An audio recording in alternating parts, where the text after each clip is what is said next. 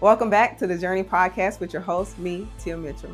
As we continue to navigate life, my hope is that we be encouraged, strengthened, and lean into how God is calling us to live this life as a believer, because we know He's there every step of the way.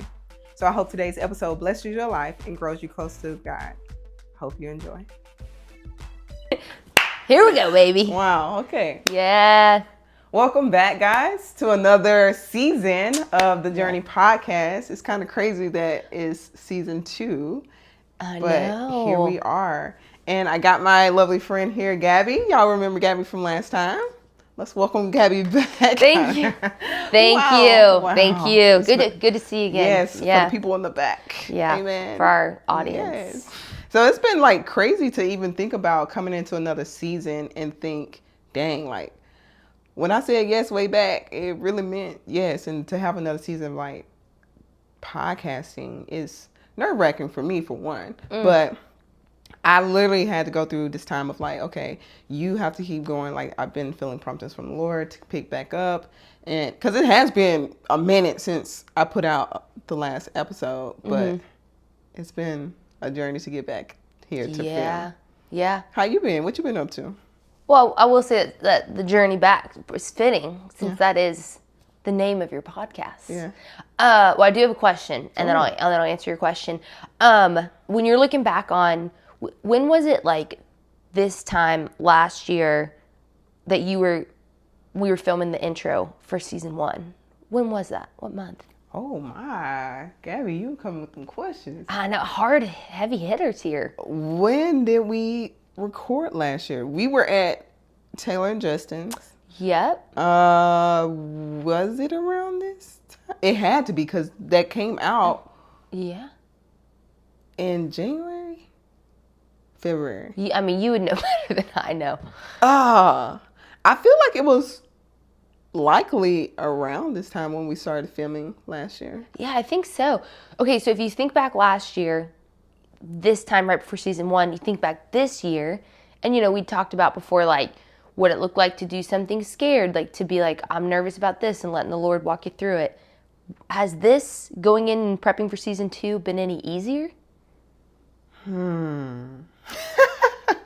Has it been easier? No, not at all. The expectation, not really. In a sense where, okay, you did it before, you got the gist of like what to look for now, or how to prep for something like this. But the desire of pushing past, like, oh, I don't know if I should do this. Oh, I'm not this. Oh, all that comes into play. And I'm like, okay, dang, like, I can't allow my own shortcomings of what I think get into the way of me being obedient. And so going into season 2, I had similar like emotions and feelings behind coming into a new season.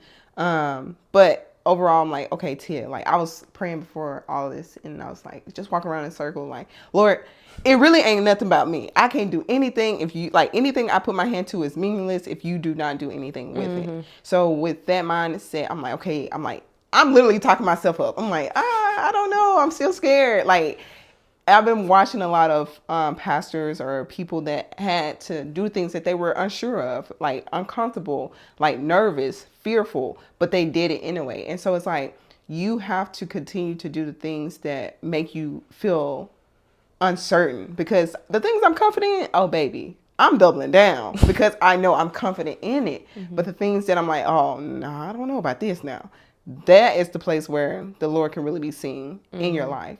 So coming into season 2, I had to weigh both. I'm like, okay, Tia, like, you got to really like prime, like not prime, but like pump yourself up to like really feel confident in something that you really don't feel confident in. Like, you kind of like really have to really lean into the Lord in this time, because it's not of you that's doing anything. Because if anything, I would have been like, support my friends out there that's doing it. Okay, girl, double tap, like that video, keep doing what you're doing. But to see that I'm potentially putting myself out there to do something similar, it's just like, whoo-wee. I don't know. It's a little nervous. Yeah. I would think, though, you probably on the tech side, like, you know how to edit the videos, all the things. Yeah. Does that make it easier? Like the lift of being like, okay, production, we got it. Yeah. Having tech side like in tool belt, it's good because that's where I've been. Like I don't need to be out there doing whatever because behind the scenes just fine for me, baby. You learn a lot, you be able to do a lot, manage a lot, and help with different things. And so when it came to editing and thinking of ways to be creative in that way, I was like, ooh, I like this. Like I'm actually wanting to step into some other creative, like short clips of videos, but I'm kind of still nervous on that part. But like the editing part, I love it. Like the setup part, love it. That's good. It's awesome. Yeah. Proud of you for being brave.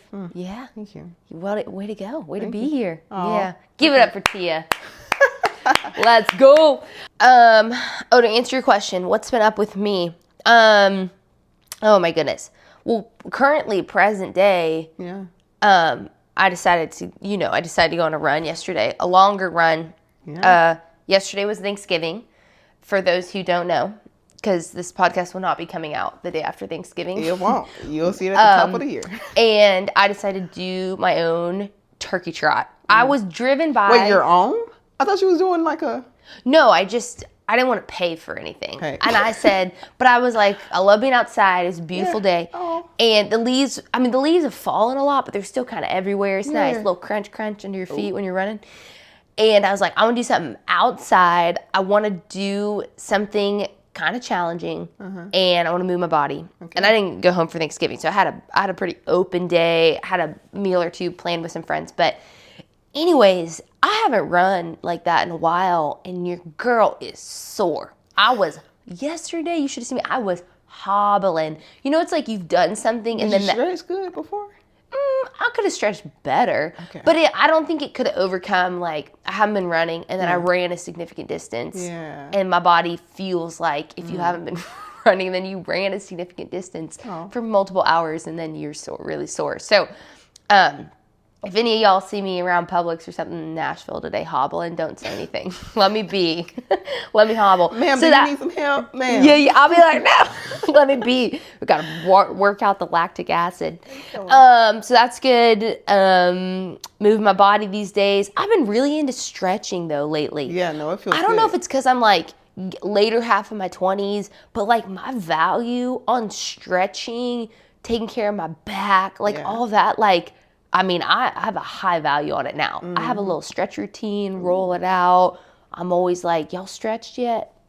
It's been good. Because I'm like, man, my body, it's still young, but it isn't quite as, like, snap back. Like, I can't just, I got to stretch and warm up before things. I can't wait to see what you look like in 20 years from now, because if you're saying like that, my body can't just snap back. Yeah. I wonder what you're going to say later. I know, it's interesting. Wait, did you do sports in high school? I did. What was your sport? I mainly did softball, and then I did 1 year of basketball when I was in middle school. Yeah. Wait, I want to try and guess your position in softball. Okay. I played it from T-ball up, so have at it. Do you know? I think you were third base. Do you know sports? Like I baseball? Do know softball, yeah. Okay. You played? I played in second grade. Okay, in second grade. Yeah. I think you were third base. I know enough to know the positions. Yeah. No, actually, I wasn't. I started off shortstop. You got to be fast for shortstop. Yeah, quickly. T, are you fast? I was. I've never seen you run. I've seen that trend going around where it's like, people are like, I've never seen my husband or whatever run full speed, and they'll like film him running full speed. We should do that after this. That is funny. No, I played a couple years of shortstop before I went to the high school team, and then when I got on the high school team, I was center out, left. Okay. Right. Yeah. One of them series, I was like, they say go to the center, I was like, okay, I'm running to the place. They're like, girl, no, you on that side of the center. I'm like, oh, and I just tried on over.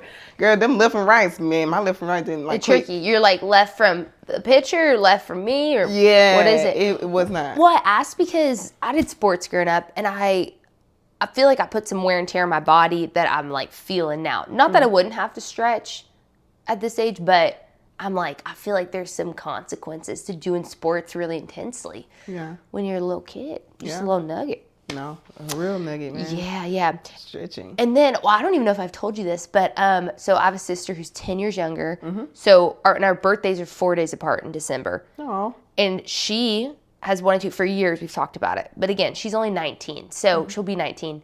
So she's young.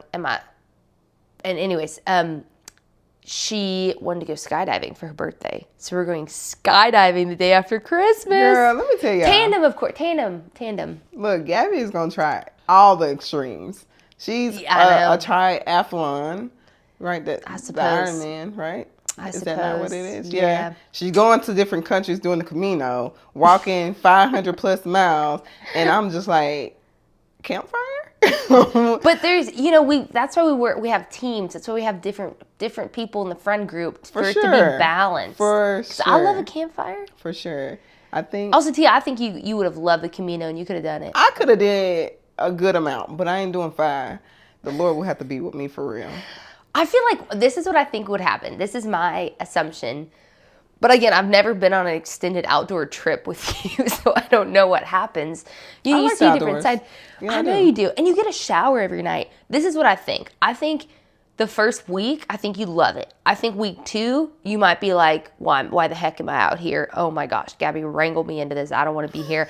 And then I think you would come to terms with some things. And I think weeks 3 and 4, you would be like the ultimate Camino champion. Like you'd be like, this is a blah blah blah, I love it out here. Like I think there might be an up, a down, and then I think you would just soar into the 500th mile. 500th mile. Yeah. You know what? That sounds like life. I actually do. I will say, mark your calendar for 2040. I'm taking my 2040. I'm taking my kids back. I'm like, I loved it so much. I don't have kids, y'all. Yet. But I literally, I'm like, I'm going back. It was so amazing. I saw families out there doing it. 2040. That's what I'm saying. Because like, get to 2030. let's say you have kids in the next 5 years, even just one little nugget. Then 2040 is 15 years away. So they would be 13, 14. I'll take them with me. You can come too if you want. But if not, I'll take the kids. Okay. Yeah. I'm going to have a whole little youth camp out there on the Camino. Everybody like, who are these crowd of people? And they're going to be like, Mom, Gabby makes me stretch every morning. I hate it. Come on. Now, a lot of what you were talking about really made me think of like the principles of the journey, actually. Yeah, tell me. The stretching, the doing things that are uncomfortable, like the first couple of weeks are hard. But then you've kind of built some type of endurance in the middle of it that you're like, okay, I can do this. And you're talking yourself into things, not necessarily talking yourself into, but you're actually believing that you can complete the task at hand. Yeah. And so when I think about the stretching part, there's a lot of principles within those examples that you just had that are practical even in the spiritual. So stretching, doing things that are uncomfortable, doing things that bring growth. Like you don't actually grow unless you're put in situations that are discomfort. So, in this example of going to the Camino, I'm like, ooh, child, 5. That's such an interesting way to think about it. Because, like, when I think about a stretch, I'll sometimes be like, it's a good pain. I'll be like, oh, it hurts so good, you know? But it is pain. But because it's so, it's like when you think about stretching, you're like, this is ultimately good. Because if I don't stretch, my body's going to be in more pain. Like, it's not going to serve me to not stretch, but to serve my body well, I need to stretch and endure some pain. But you tell your mind, you're like, this is a good pain that I know ultimately is what I'm going to do, which is so interesting. I've been listening to a lot of Bill Johnson sermons lately, and I'm reading one of his books. Well, I'm listening to it. Let me clarify. I'm letting Bill read it to me on Audible. But just talking about like I feel like it translates to like there's a lot of things in life and life experiences that are very painful and painful in the moment, but you the way you choose to navigate it, holding to a truth of like, but I believe that this is the way. So like stretching, for example, it's like this is painful right now, but if I do it and endure and breathe through it, I know that this is ultimately good. Yeah. Kind of similar, like I think of some experiences and I'm like, my experience isn't matching who God is and what is said about him in the Bible, what is true. This is very painful, which pain can cloud your judgment on so many things. But it's like, I'm going to choose to hold to this and push through this because I know ultimately it's for the better. Or even things that you want in life that you're like, I really want that, but God's like, we're not gonna, it might be painful, that sacrifice might be painful, but it is ultimately for this good that you can't see. There's like a lot of faith involved. So It is. It's a lot and of that's faith. on stretching.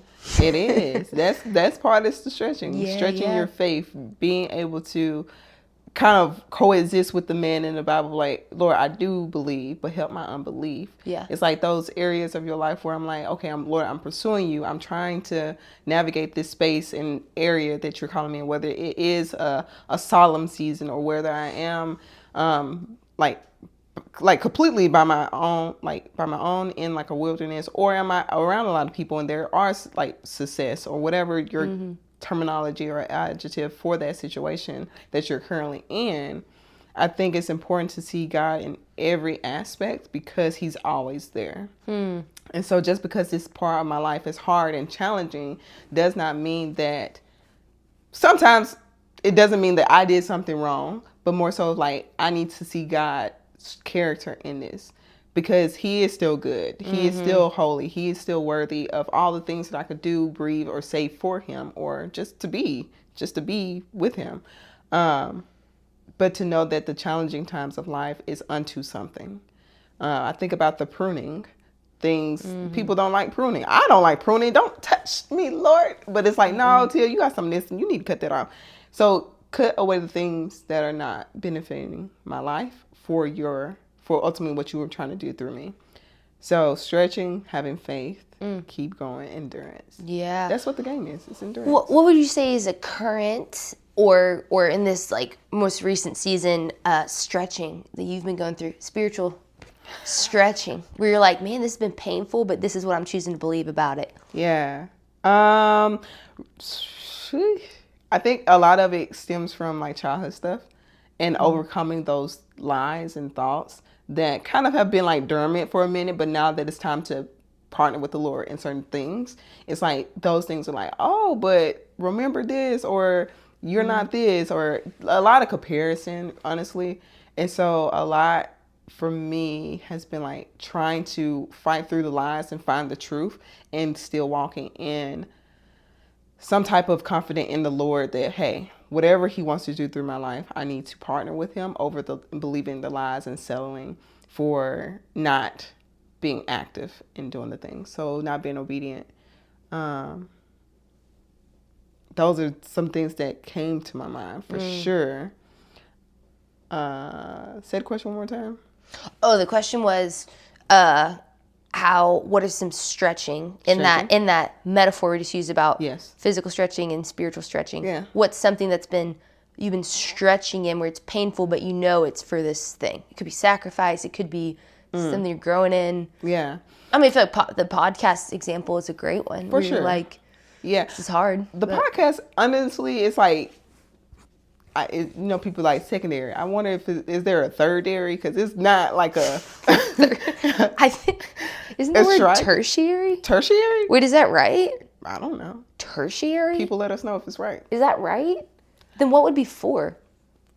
Quadrary? Quadrary? Do you drop the airy? I don't know.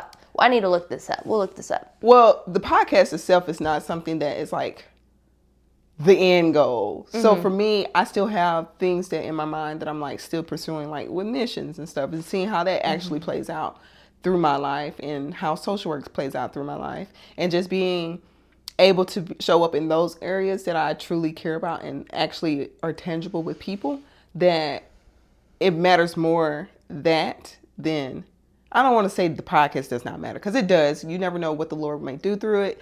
But for me, I'm very personable. I want to be interactive with people, and I want to grow with people and have deep relationships with people versus, I don't know, things that are tools that can help people, but I want you to be in person. Now, that don't mean everybody need to be in your life now, but it's like I enjoy doing life with people that I'm around. But when you asked the question the second time, I thought about doing missions and how leaving Japan, hearing to go to Europe, specifically Rome, and then prepare for Greece, like those are some things I didn't want to tell people for the longest, because I'm like, Lord, I know I felt this from you. I felt like you told me this, and I want to walk in this. But from my time leaving Japan until now, actually getting ready to go in a couple months, like that has been a dynamic to navigate because it was a lot of uncertainties, a lot of like, dang, I'm back in America, I'm around people that are pursuing whatever. And I'm like, okay, Lord, I want these things now. You know, there are certain desires that I want, but like, I have to keep that goal in mind, which for me is like, okay, I want to pursue the Lord in all the things that he's calling me to do. Right now, when it comes to missions specifically, I desire to grow with him in that area of my life. And it is right now to go to Rome. And it's been a struggle with finances and like getting people to partner with me in this time because missions, I ain't know nothing about missions going into it. I'm like, I just said yes and just knew that was okay. But it's a lot that goes into it for us, like support raising, getting people to see the vision, or allowing the Lord to show people the vision that he has for your life and then partner with you, whether it is prayer or finances, whatever the case may be. So that has been stretching to even put myself out there to ask people, have these meetings and have some yes, some no's, a lot of no's. But it's just like, okay, Lord, you told me this. How are we getting there? And like allowing that time to like marinate of trusting him in this time, but also looking forward to what's to come and having little breadcrumbs along the way where it's like, nope, this still is the goal. These are still things that you're working on in this season. You may not know it, but you are. And just holding fast to like the things that he's spoken to me and shown me will come to pass. I just don't know the in between. And it's like he gives you a glimpse of the future. He gives you the word. He gives you whatever. But that in between spot is where you got to grow. You got to navigate. I was talking to the girls in the book club the other day about this. Like the Lord maybe not book club. It's somewhere else. The things that you are going to do in life, the Lord has to take you through a season where you are able to sustain the things. Because right now, if the Lord gave me things a couple months ago that I couldn't handle or couldn't maintain or couldn't steward well, it would have just crumbled because the foundation for it to hold, it would have been like nothing. Building on top of him, having that as a foundation is great. Everything else is like building strong walls. So just building strong walls in this season. It's good. Wow. It's good. Yeah. Hey, we're all here trying. Yeah. It's hard. Golly. That makes me think about, so in this transition period where it's like, you know, I think we both agree community is so important. Having friendships, you don't need to have the masses as friends, but it's important to have people you're connected to closely, doing life with, who know what's going on in your world. What's that been like in the last, I guess, 2-ish years where it's like you had this big transition out or not out, you knew you're coming back. We didn't fully know what came after that. So you're in Japan, 6 months, significant period of time. And then you come back and you sense that you're likely transitioning back out into the mission field. In the early days, you're clarifying, but it's like, and now you're about to go again. What's that look like to invest in and build community? And then there's the added layer of like, there's some people who you're like, these are the people I want to invest in, and they up and move away, or they get married and the boy takes them away. The boy takes them away. The boys, you be taking all our friends away. I've lost so many good roommates to you guys. Lost so many good ones. I'm for the cause, but I love the roommate, and then they up and fall in love and get married, and move away. Anyways, the foolery. It's crazy. Yeah, that'll be that's episode 1. We talk all about it. No, for real. Yeah, but what's it been like? How have you navigated in this unique season? Yeah. Friendships, community, investing in things that you know, like I may be gone, and yeah, it's interesting. I think about every time I've moved or had seasons. I feel like I'm doing the middle splits. Like there's this season where it's not like you just like go from one place and you just like hop 2 feet into the next, community relationship wise. There's people that you also want to stay in relationship with when you move. Yeah. But you can't stay in relationship with everyone. But then you're like, I think of it as middle splits, and all of a sudden there's like a stretching where I'm like, I gotta step out of this one and be where I'm at. And still. So anyways, that's been my experience, and it's been always unique to navigate. How's it been for you? Whew. That is a hard one because it is a reality to face. For me, I think since I do care so much about the friendships that I develop, distance does not, for me in my mind, does not make our friendship different. Yes, it is different because we're not around each other. But for me, if I invest in our friendship, for me, I'm willing to do what it costs, no matter what the distance. Where, hey, we're like now 14 hours apart. We gonna have to figure something out to where we can still talk like at least once a month or whatever time may give. If it's more, cool, every other week. If it's less, once a month, cool. For me, I don't ever want to lose a connection with people, even though sometimes it happens and both parties can either agree or unspokenly agree to it, and you kind of just feel that like fall off. When it comes to community, since I know that it is a limbo, I'm like, I desire to be stable and to have like community within. Like, okay, bam, this is home base. I know I'm not gonna move for the next 5-10 years. Great. Invest in those that I'm around. Great. Feel that family feel those deep connections. But since it is such uncertainties in this time of my life, which is very hard to really receive, I do desire to keep those connections of people that I'm around, and spending time with them, still doing life with them while preparing for what's next and holding both balance. And for me, I like to have people that can understand it, but also know that I'm not gone. Like, I'm literally still here. I'm still going to show up. For me, I think finding someone else that understands that, like, oh, it's very hard to have people that don't fully understand it, and so they already start putting up their own walls of like, oh, well, you're leaving anyway, so I don't need to invest in this because you're just going to leave me. But I'm like, no, I actually care about you, that I'm not saying that I'm leaving you. Like, you wouldn't be this far along in my life if I was just gonna up and leave. I don't see that being a part of who I am with friendships. But I do want to hold friendships across the world as equal as they can be, depending on the season of life that we are in. Because sometimes, hey, they do get the boys come take them, and now they locked down, married, having the time of their lives. And now there's little Johnnies and little Susies popping out, and so it's like life happens. You have to change. Things shifts. We're in a shifting age period where now I get on social media any random day. Somebody down on their knees, somebody popping out another kid, somebody in a relationship. I'm like, great for them, Lord. Where's mine? But all that to be said, it's like, that's just a part of season of life around this age we're in. Yeah. So navigating that with friendships can be challenging but rewarding if both parties are on the same page. It's like, hey, I care about you, you care about me. Let's make this thing work. Yeah. So yeah, it's good. Yeah.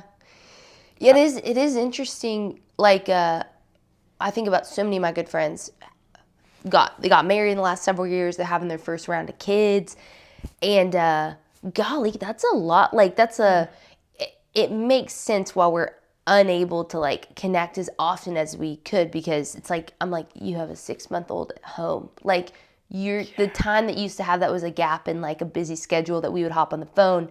You're taking a nap, and you deserve. I want you to take that nap. But that is part of like, I feel like I have some friendships right now where I'm like, okay, we're gonna, for this season, it's ebbs and flows, but we're gonna roll on the relational equity we've built over the last several years, because we're not gonna be able to have as long or as deep of talks as frequently right now, because you have a baby who can't feed itself, at all, and doesn't sleep. Gosh, yeah. So. Yeah, I've been around at the job, I switched jobs and everything. And so it's good to be back into social work realm of things. And so all of our clients, for those of you that don't know, I am a case manager for women in recovery. And so our program specifically allows women to have their children under the age of 10 with them in our program. So it's good because they're working on their recovery and learning how to parent, which can be very hard and challenging. But I've been around a lot of pregnant women and babies, like baby, like fresh out the womb to like a couple months. And then there's some older ones. But it's like to be around the small ones and like to hold them and see them. And like, I'm like, look at your little hand. I will stare at their little hands for the longest. It is crazy because it's like our hand, but tiny. Super tiny. They're so tiny. And when they just like startle and they pork them out like this, and like they just scratched, I'm like, that look like a little raccoon hand. God, they're just like, It is so, I should feel far removed from being a baby, you know, but like I look at a baby and I'm like, we're not, like I was not that. That's another creature, No, you know? were, yeah. But we literally, I don't know about you, but my respect has gone up for my parents, even in the last couple years, as I've had friends who've had babies and things, because having a baby is hard. Both my parents are working parents. There is stuff.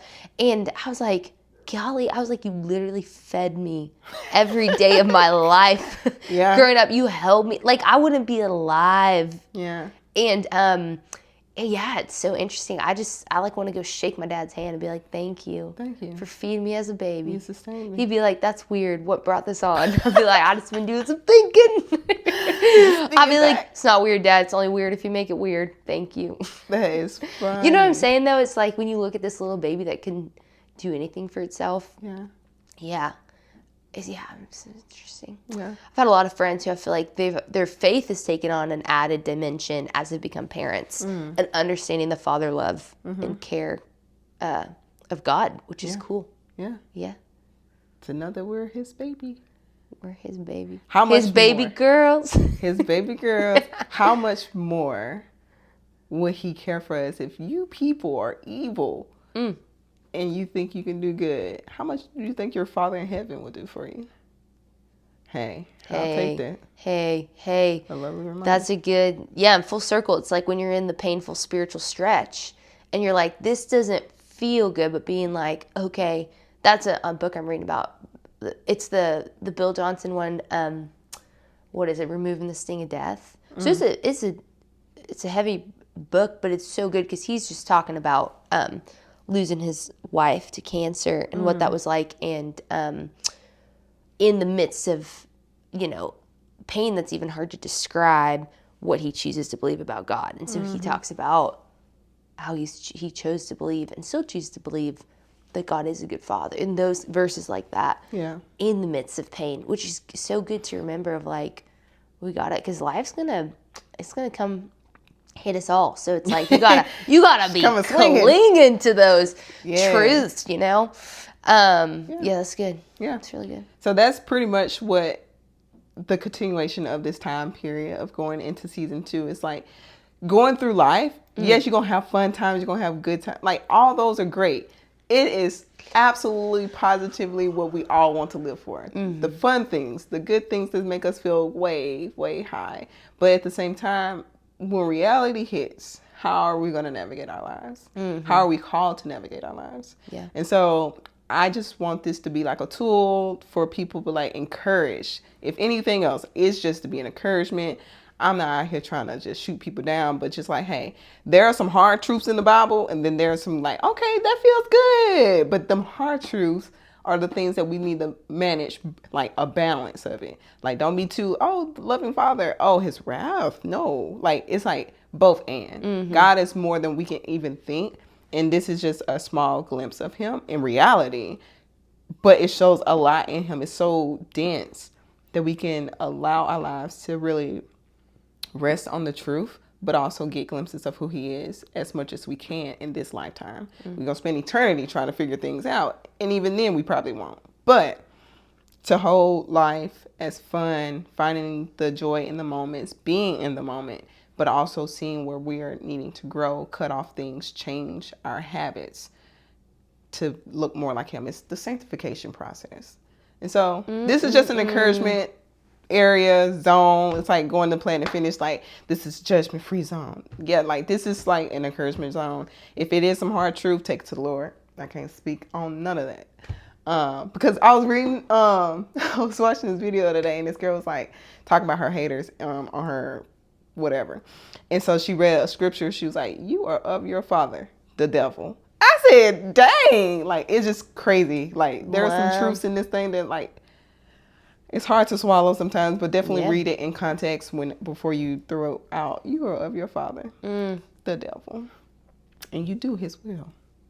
Okay, Lord, dang. Wow. Yeah, that's a bit. Yeah, you don't see that on Hobby Lobby signs printed on a little reclaimed barnwood. Not at all. You don't see that in Hobby Lobby. Well, I think that sums it up. Like, the journey is the Planet Fitness of the podcasting world. That's what I'm hearing. Is that correct? The journey, the sanctification is all within him. He does it Yeah. all. He does the pruning. He does the growing. He reign on the just and the unjust. It's all up to him. Mm-hmm. You just be obedient to what you got. It's good.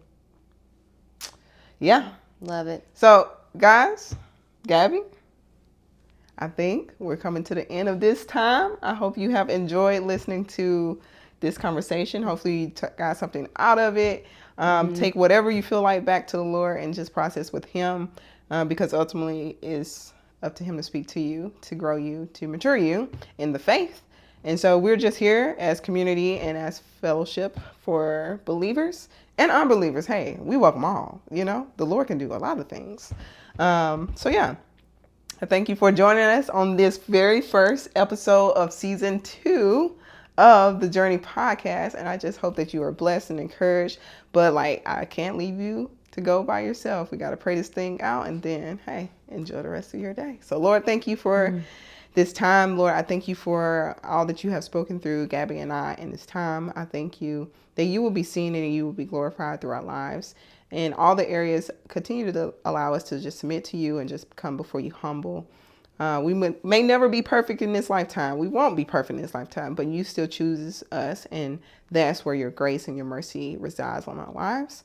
So Lord, to the person that's out there that was like me, just kind of scared and nervous to do the things that you're calling them to do, I ask that you would encourage them, lift them up, and just continue to speak life unto them, that they would cast out all the lies of the enemy and just take steps with you of obedience.